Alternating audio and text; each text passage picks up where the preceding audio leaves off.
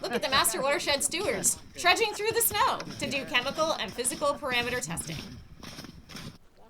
Okay, what test we're going to be doing here is what's called the conductivity test, and for this test we have a meter, so it makes it a little bit easier to do the test. So I've already removed a sample of the water from the creek, and I simply place the meter into the water, and relatively quickly we get a measurement, and this gives us a measurement of what the conductivity is, and this is a unit which is called microsiemens per centimeter. And this here is reading 120, which is a very good reading. That gives us an idea of how much salts are in the water. So with a low number like that, it shows there's very little salts in the water, which is a good sign. Wait a minute, I don't know if I got that. Can you say it again? 7.25. Nice, thank you. And that compares the test kit, which is only basically in round numbers, read at 7. So this looks like it's a pretty good calibration on the meter.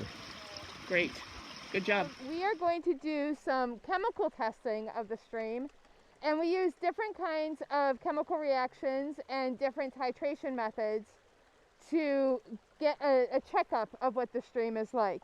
The test I'm going to do is called the hardness test, and it checks for dissolved minerals in the water.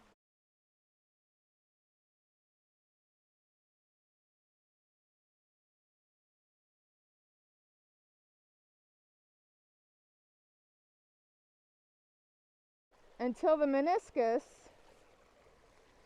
which is the bottom of that little kind of dip in the water, is at 12.9 milliliters. What do you think? Did I do a good job?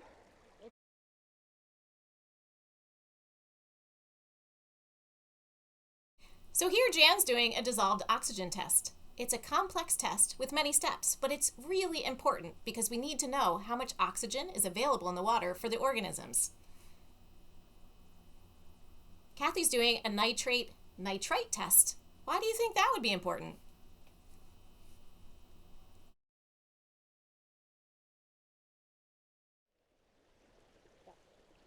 Okay, I'm testing for alkalinity, and I'm starting out with a 5 milliliter sample of the stream water.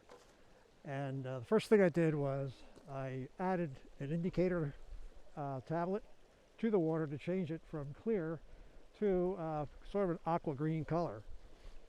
I then filled the titration tube with a solution that will, when added to this mixture of indicator and stream water, it should turn it to a color purple. And need to be very careful in moving the titrator down little by little, swirling it as each drop goes in, because it will change real fast.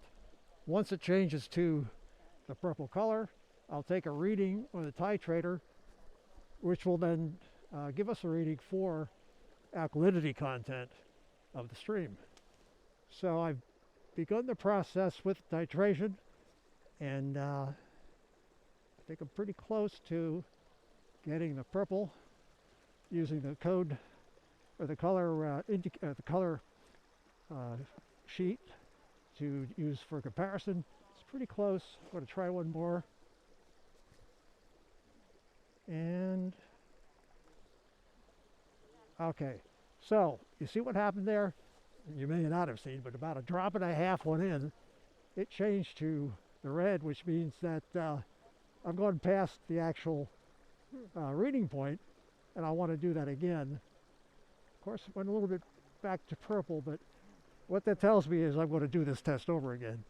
The first test that I ran, I had a alkalinity reading of about 28, and we'll see if we can get close to that on the next test. What we measure in a stream is the amount of suspended solid in the stream visually. And we use this thing called a turbidity tube. So we fill the tube up to 120 centimeters, and we want to look down and see if we can see a black and white triangular pattern. And I don't know if you can get that okay. And if we can't, what we do is we leave water out the bottom until we can see that.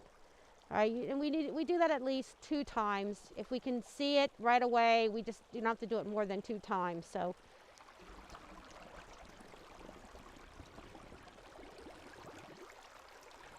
Measurement. Okay, hold on. You have to start saying that again. Okay, this is the second measurement. I didn't quite get it filled up to 120, but I have no doubt that if I did, I could still see the bottom because I can see the black and white bottom now. There is a little bit of suspended solid in there, but it's not anything to obscure that picture.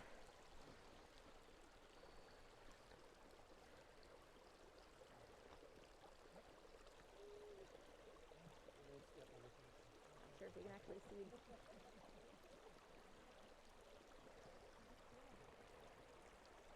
Okay, so I'm recording the turbidity as 120 centimeters. I had 2 readings at 120.